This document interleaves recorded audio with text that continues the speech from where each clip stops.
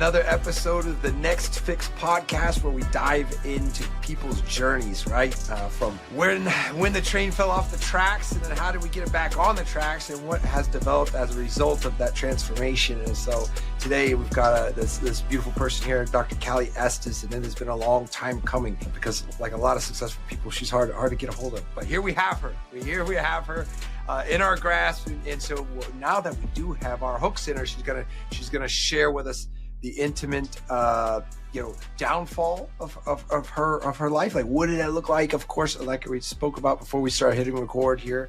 When did this shit hit the fan? So, I'm gonna hand it over to you, Cali, just for the sake of brevity. Like, let us know. Hit us with it. When did stuff get ugly for you?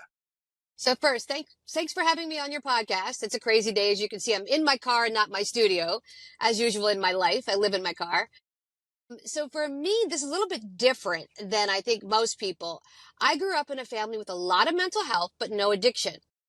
And anytime there was stress, my mother would eat. So my grandmother and my mother raised me, and they would bake. So there's this big thing about baking. And if there was a decision to be made, my grandmother would have the women over, they would sit, they would eat, and they would talk. So food and stress sort of became correlated. So whenever there was an issue, my mom would have food. So if she was stressed out, she'd grab me, we'd have cake. 2 o'clock in the morning, 3 o'clock in the morning, we're eating cake. So I learned cake is how you cope with stress. So I became a food addict first. So every time I was stressed, I'd eat. Every time I was happy, I'd eat. Every time I was sad, I'd eat. So eating became the thing, right? Way before an eating disorder. And back in the 90s, I was in college, and I went out with the girls on ladies' night, and they all hooked up with boys, and I came home by myself like I normally did. And I was upset. I was sad again. So I'm sitting on the floor at 2 o'clock in the morning, eating cake with my hands. Now imagine cake on me, cake on the dog, cake on the wall. Like, there's just cake everywhere. We're having a moment. Right. This is crazy. Yeah. This is why. Right. All right. It's like no fork in sight. It's like, right. Exactly. Can't be bothered with. All right. Right. Nope. Okay. And my roommate walks in and she goes, dude, that's not normal. And I'm looking at her going, this is normal. This is what we do. She's like, nah, that's not right. So I went to the counselor in school, and she says, well, let's see if you have an eating disorder. She pulls out the DSM and she says, okay, do you throw up? No. Well, you're not bulimic. Do you restrict food? No. Real quick, I just want to unpack, because maybe some people don't know what the DSM is. What is that, right? If you want to just shed some light on it. That's the book a psychologist will use to diagnose you. So what's wrong with me? You go to the counselor, they say, well, let me get the book out. Okay, we flip the book. This is what's wrong with you. So I didn't meet criteria for an eating disorder. And back then, food addiction in the 90s was not a thing. So she didn't know what to do with me, so she sent me to the fat doctor. And she said, well, you just overeat, go to the fat doctor. And back then, fen-phen was the answer. So I go to the fat doctor, he puts me on fen-phen, which is basically speed. That's legal. Right. And what was that drug? They got rid of it. I remember. That's fen-phen. Right? Is that just the name of it? I thought there was another name, but okay, right. But it's basically speed. It's just chemical name, but it's called fen-phen. So it's like the Ozempic that we have now. Same concept. Right.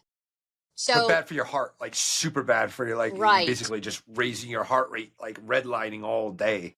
So I get on fen-phen. I go from 160 pounds to 90 pounds in 2 months. Now, mind you, I'm still eating cake. I'm still eating pizza. I'm still doing all the bad behaviors. I'm just now thin doing them. So at this point, they discontinue fen-phen because people are dying. So now my doctor heart attacks left and right. Yeah. Right. My doctor prescribed medication's gone. And I'm going, what do I do? So I'm in the gym talking to a friend who's like, well, let's do diet pills. So he gives me diet pills, but they're not strong enough. So I end up doing street speed to make up for the fen-phen. So that's how my addiction progressed. So now, fast forward about a year later, I'm in Dallas, Texas, and I'm having heart pain. So I go to the ER thinking, okay, I'm having a panic attack. And the doctor says, whatever you're taking, you're eating the lining of your heart with this stuff. And of course, I'm 23. I'm like, no, I'm not. And he's like, well, I'm the doctor. And you're 23. You're like, what do you know? 10 years of med school. You have a medical degree. You don't know anything, So I left. I thought, okay, I'm fine. Right back to using. 6 months later, different ER, different doctor. This time the doctor sits me down, he drops the F-bomb. And when he dropped the F-bomb, he got my attention because now I'm like, this is serious. Like, this is really serious. He said, you're eating the lining of your heart with whatever you're taking. You're going to be dead in 6 months. And this is no joke. So I'm sitting there now, I'm 23, finishing my bachelor's degree going, is this my whole life? Am I done? So he hands me a pamphlet for OA and a pamphlet for NA. OA is Overeaters Anonymous. NA is Narcotics Anonymous. Yeah, I didn't even know OA. I didn't even know. Okay, but right. All right. So now, but you're both. Right. You're both. So right. So I go to OA and I get there and it's in a church basement and all these people are crying. It's miserable. They're all in their like late 60s and I'm 23. I'm like, I don't fit here. So I went to NA. I walk into NA. They have sugar. They have caffeine for coffee. They have cigarettes, my 3 favorite things. And I'm like, this is where I belong, right? Now I'm eating a Snickers bar, drinking coffee, right back to doing speed. Led me right into drugs, right back into drugs. So I'm sitting there like, what do I do? And a friend of mine's getting sober from alcohol at the same time. And she says to me, she goes, dude, what we need to do is we need to go to yoga. I need you to go to yoga with me. I need you to take a yoga class with me. So I said, let's go. So we go to yoga. I'm in yoga and I can't touch my toes. I can't touch my toes at all. And there I am trying to do yoga. And she's like, you'll be fine. You'll make it through. So now I'm complaining. Is this hot yoga or is this, what is this? Right. Hot yoga with no water. And I'm like, I can't breathe. I can't touch my toes. I don't want to be here. So, and I want to point out real quick that I had a hot yoga like period and it started with a bet like, oh, you can't do it. And I was like, fuck you, I'm going to do it. But it's 90 minutes at like ridiculous heat. And like you said, like, I mean, it is a very transcending experience if you can make it through. Right. But this is intense. This is not like, like a tiny Pilates class, right? In 45 minutes, like, hot yoga can really push you to the brink. So I'm envisioning you like, here you are, you're struggling with all these issues. Your heart isn't the best. You're in this room, you're sweating like a crazy. Okay, so, but they get you there, right? So obviously that we're going down some kind of a path where that plays a role as far as like that physical part, right? The exertion. Yeah. So I make it through the yoga after like, I don't want to do it. I've been there for 15 minutes. I'm hot. I can't touch my toes. I'm miserable. And she just looks at me and she says, shut up. Just shut up and do it. And I was like, okay. So I did it. And afterwards, the instructor came up to me and he said, I will get you sober on a yoga mat because you're eating your feelings, which is leading to the drug addiction. So there is a progression to this. This is what's happening to you. So I said, perfect. Let me go through all of this with you. Let me learn how to do this. So that's what I said. And I stuck with it and I did it and I was able to do it. And I started getting sober on a yoga mat. And I started learning that every time I have a feeling, I do a sun salutation and it gets rid of the feeling and it gets everything out of my head and I feel better. And I started learning, don't open the fridge, do a sun salutation. And then I added more exercise in. I started learning to do squats. I went for a walk. I started adding it in. Every time I wanted to use food or drugs, I would go, okay, do 10 sun salutations. And I would. Then I'd feel better. I'm like, okay. So then I went back to class and I thought, because I was studying to be an FBI agent, I'm going to take a class in addiction just to see. And darn it, if that professor on day 1 didn't put my whole life on the board. And I just went, that's me. That's me. So that's where my career shifted. And I went, I'm going to study addiction because those are my people. And then I started studying addiction and I thought there's got to be a better way besides just meetings. Because back then it was either go to rehab, which is 12-step, or go to a meeting. Meetings didn't work for me. Yoga did. So I'm sitting there going, there has to be another pathway to recovery. There has to be something different.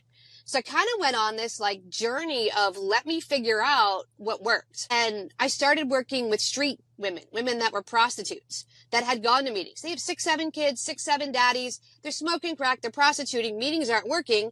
So I said, let's start looking at exercise. Let's look at what you eat. And I started doing it back then in the late 90s, early 2000s. And I started to see it work. And I went, wow, this is working. So I worked my way up to DO in a treatment center. So I'm running the whole treatment center, and we're still doing, back then it was 2010, we're still doing the 12-step method. Like, we're not doing other things. So I started adding in yoga, and I noticed our recidivism rate got cut in half almost overnight. And I said to the owner, I'm Right. like, we need an exercise program. And they didn't want to put one in because, in treatment, you're losing your population, right? You want people to keep coming back because you have to pay for new leads and new people. And I said, but we're not helping anybody. They keep coming back. We want to help people. So that's when I left and started my own company. And my own company, Sober on Demand, we stress exercise and nutrition and brain health and all of those things, the whole person. We look at that chemical all the way to physical and mental, but we start with the chemical piece. And what does that look like in your body as opposed to just willpower? Put it down with willpower. So that's what we do. It's a little bit different. And that's how I got there. Right. So you blasted through there, right? Like, okay, so I'm trying to like logistically see like where some of those forks in the road, you made a decision, and then putting two and two together, that the physical exertion, right? It told you in your own journey, right? Okay, I'm on to something here. And plus you had some real help. There's somebody there to say, guess what you need, which, because you were ignorant and you're like, okay, I'll get sober on a mat. I'll get sober on a yoga mat because I don't mind yoga and I want to be sober, those two things. But for somebody to on the outside to kind of hold your hand and guide you through that, right? But then you started implementing it, right? Holding yourself accountable clearly, right? Like you're like, okay, I'm going to do 10 salutations, right? When I'm about to open the fridge, right? I'm gonna go through these poses. I'm gonna go through these yoga moves, and then you start adding other parts too, like walks and squats, right? Two Yep. really Yep. different, as far as physical exertion is concerned, right? One's, obviously a compound movement with a lot of resistance, and the other one is just a stroll. But nonetheless, it's still physical movement. It's Yes. still physical exercise. And I think that, yes, I think you're right, because I feel like when I go into a room, and this sounds so damn judgmental, and I feel bad that I do feel this way, but I'll look around at one of those rooms and I'll ask myself, do I want to be these people? And then when I look around and they're like just hanging on by a thread as far as their physical health is concerned, it kind of scares me. I'm like, I don't know if I really want to go this route, because everybody just looks so damn unhealthy. They're drinking black coffee and they're eating shit like donuts, right? It's like, whoa, I don't know. I don't know if this is going to work. And so now, all right, so then you developed a whole bunch of you did it in like a 2-minute synopsis of your professional development, right? On running basically a program that wasn't yours, but then finding all of the holes in that role, like the problems with the system, right? And then creating the solution in your own system, right? And so now, and you said sober on demand. And so obviously you're reaching back to people that were you, right? 5-10 years ago. And that's what makes you such a weapon as far as helping those people. So I guess, kind of unpack a little bit about what Sober on Demand looks like. How has that gone for you? Like what have you seen? I want to know more about that. So what I did was I created a program where we bring the entire treatment team to the client and we customize it to them. So it's individualized. So we sit down with them one-on-one. What do you need? You have a private doctor, you have a private nurse, 24/7 in your home, your office, your tour bus, your yacht, wherever you are. We get you sober. Then we have sober companions that stay with you 24/7.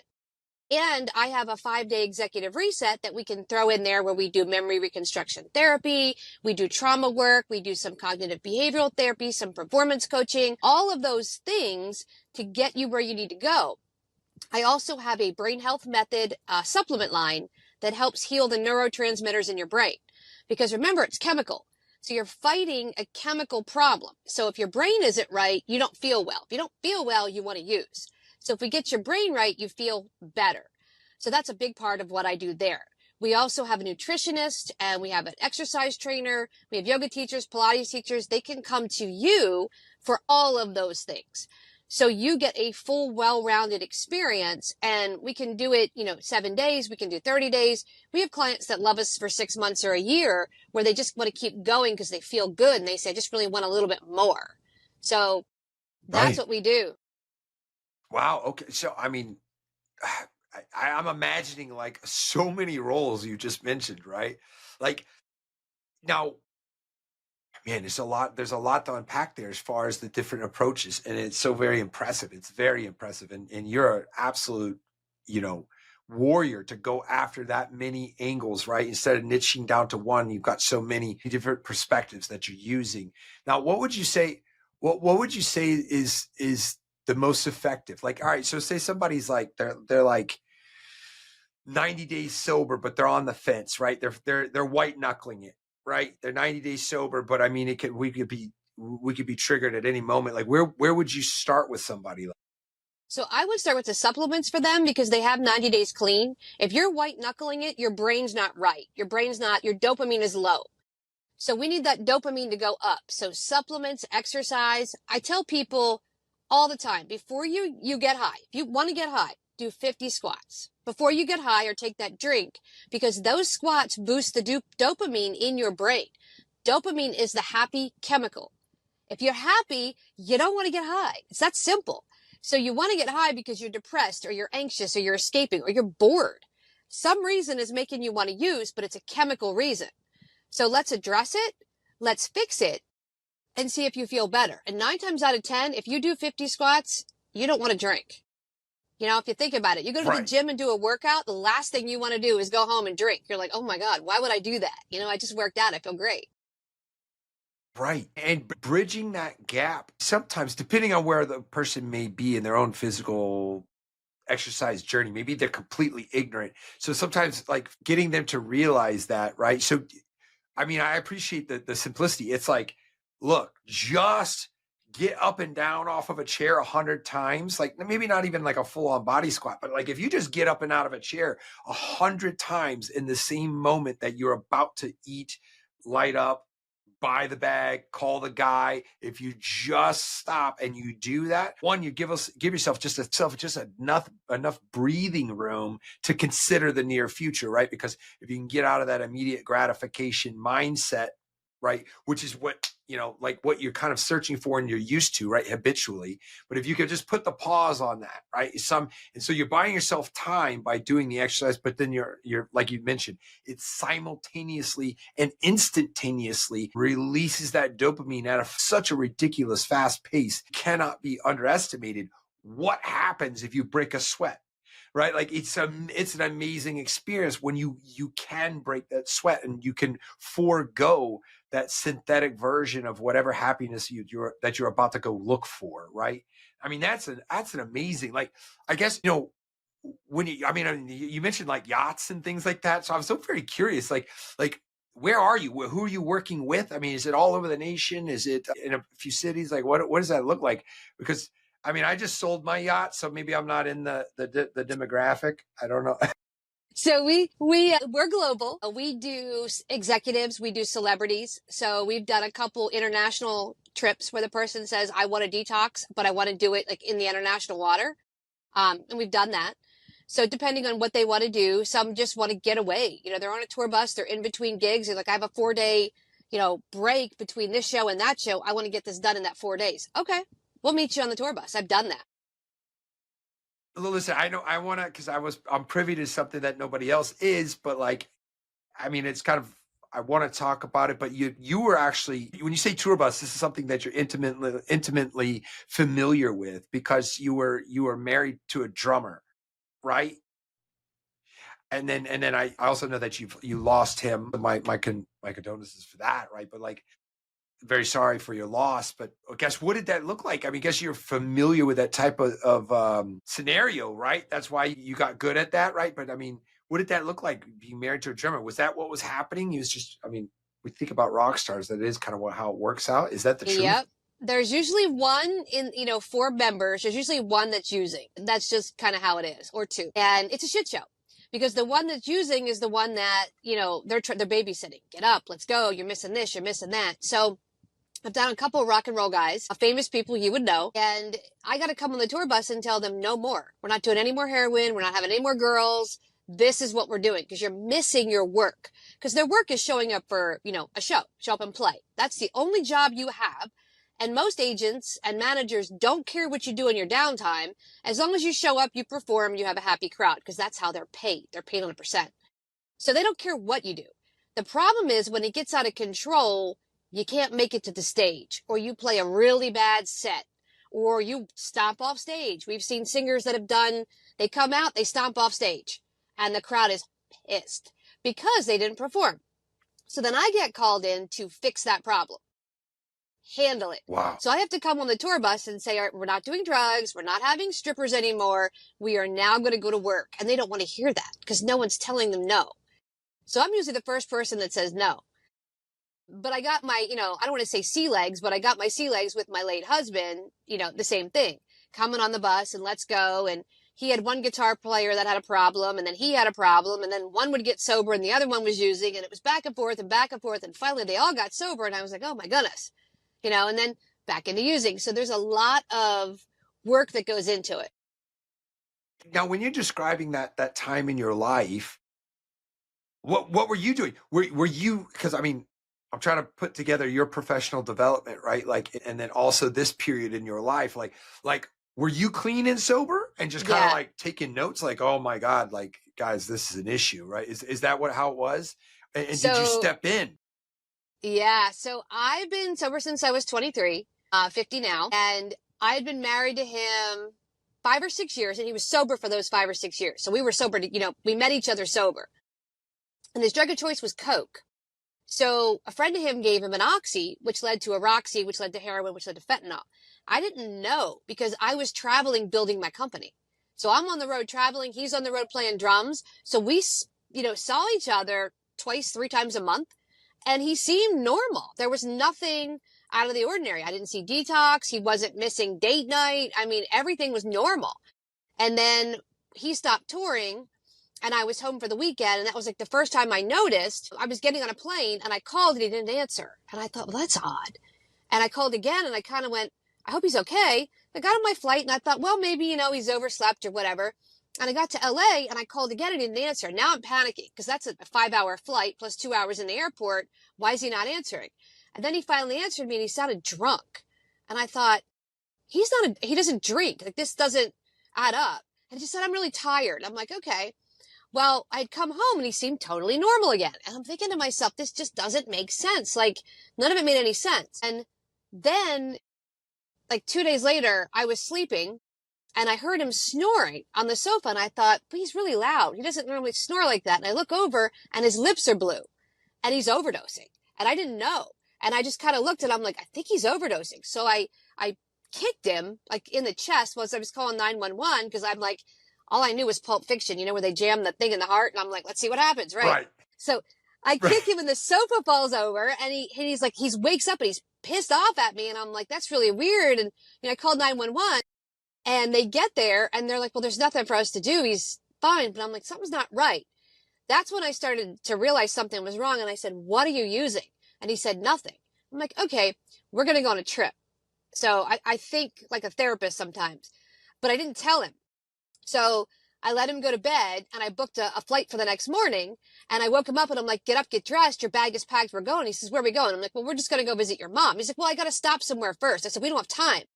So that's when I started thinking. So we get on the plane and you could see he's panicking, but didn't say a word. And I took him to LA. 2 days in, he's in full blown detox. And now I'm like, tell me what's going on.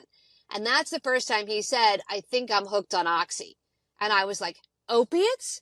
And that's when, now he's vomiting, he's got diarrhea, he's got restless legs, and I'm like, wow. And Suboxone hadn't even come out yet. So now it's either methadone or nothing. So we had done the cold turkey detox, and that's when he first came clean. And I'm like, all right, we got to get you off this and keep you off this. And then he would get clean. He'd get 6 months or a year and then go back into it. And I'm like, you've got to stay off of it. So that's sort of what happened over the next couple of years. Wow. And then, I mean, I hate to bring up the very worst part of that, but then I guess, was it the fentanyl that got him? Was it? No. So 7 months before he died, I was on a trip in Connecticut and he had stomach pain. And he said, I think it's my ulcer. And I'd come home and his stomach was distended and bloated and he was pale white. And I said, I think you're internally bleeding. He said, no, I'm fine. I'm like, that doesn't look right. And I'd taken a nap and something said, wake up. And I woke up and I heard him hit the floor. He hit his head. So I rushed him to the ER.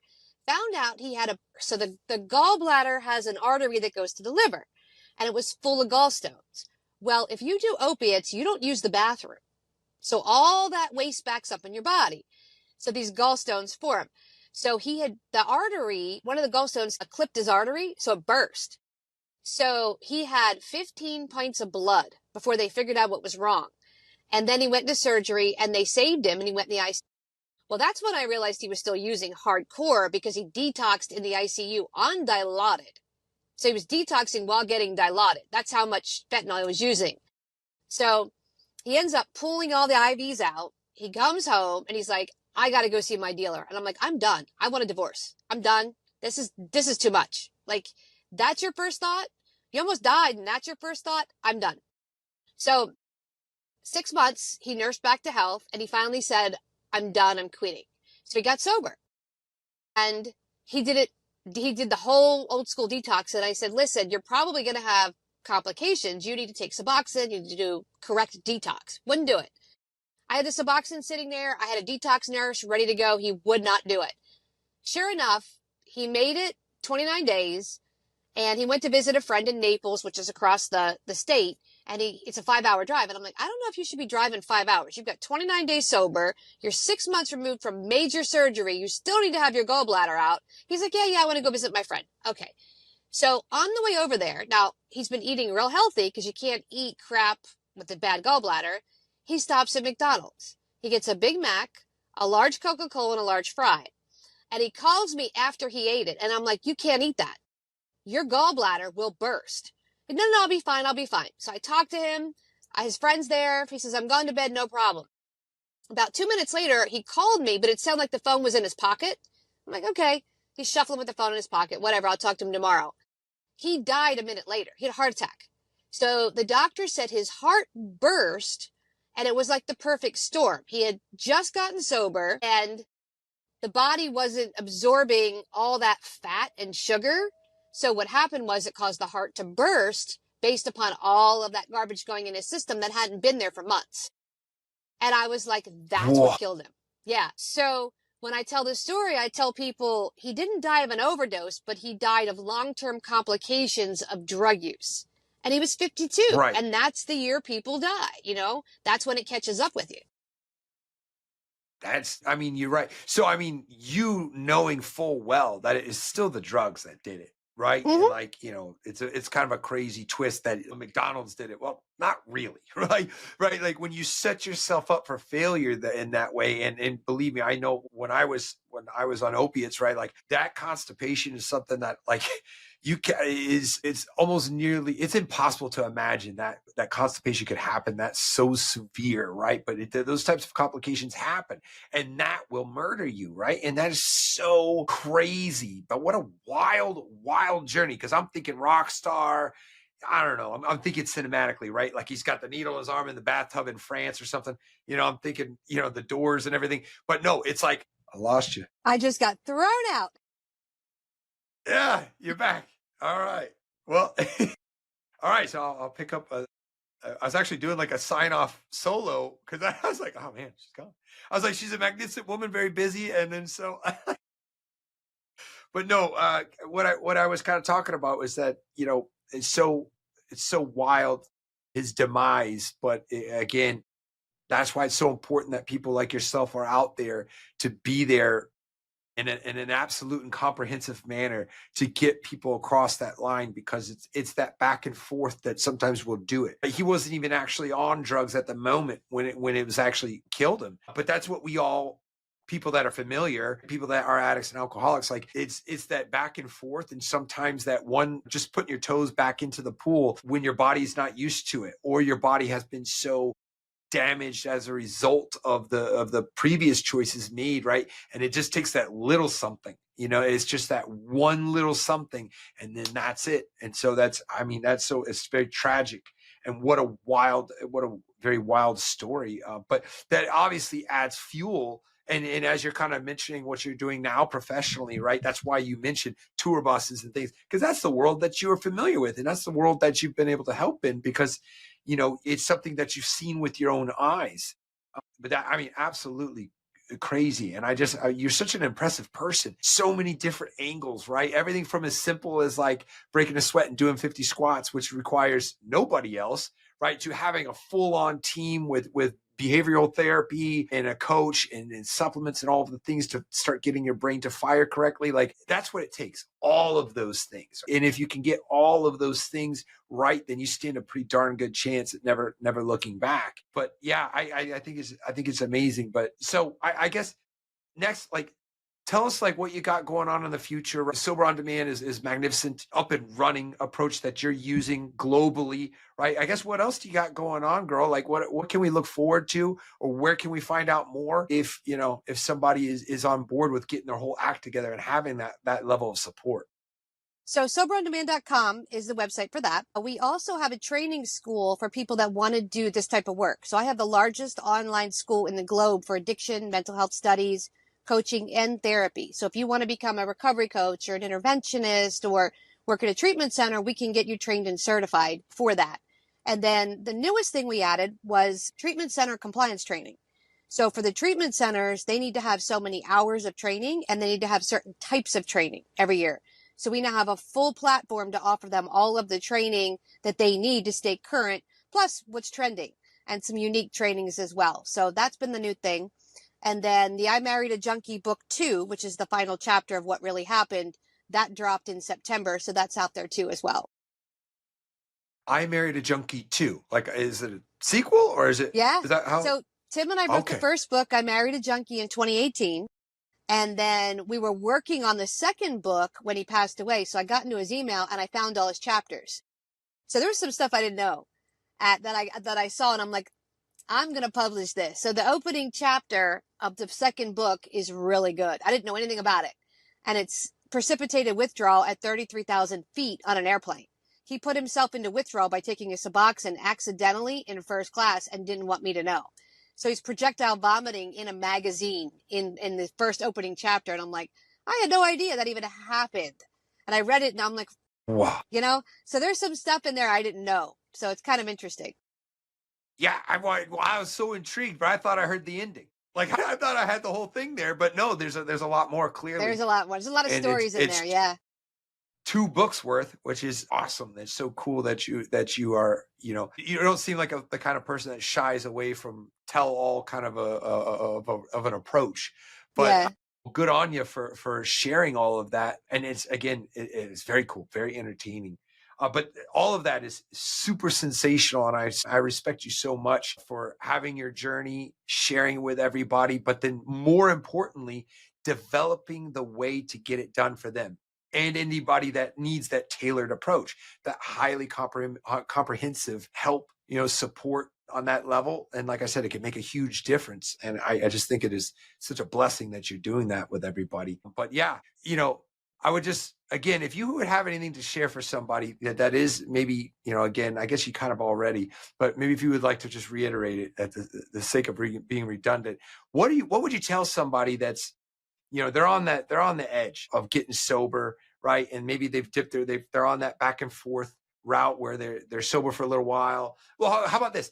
What would you tell your ex-husband if you had spoken to him? Like, if you knew what you know now, like, what would you tell him maybe if he was, his second time in rehab or his second bout with sobriety? Like, what kind of advice would you give him? Ooh, those are 2 different questions. So the first one, if somebody's got some short time sober, I would say look at it like a challenge. You're going to take a 30-day break from drugs and alcohol. So give your body a chance to heal. So that's the way I tell people in the beginning. Don't look at this like a lifetime of sobriety. Just take a 30-day break, like you would like a diet, right? You're going to go on the South Beach diet or whatever, 30 days. At the end of the 30 days, if you want to go drink and do drugs, go. But that gives your body a chance to reset and heal. In terms of my husband, I needed to lock him away somewhere. So I think maybe if I would have done it differently, I would have taken the tour bus to the middle of Arizona in the middle of nowhere and boondocked us and left him there for 60 days. Then he would have gotten sober and would have gotten clear-headed. But he was too close to the source in Miami. And I think he needed a cutoff from that. And I couldn't get us far enough away fast enough. I got us to Denver, and then he Googled where to find drugs in Denver and found Cherry Creek and just went down and bought drugs. And I'm like, yeah. Well, I love both of those answers, because one is like generic and blanketed and very effective. But then the other one is like, he's my husband. So you're like, I'm going to boondock him.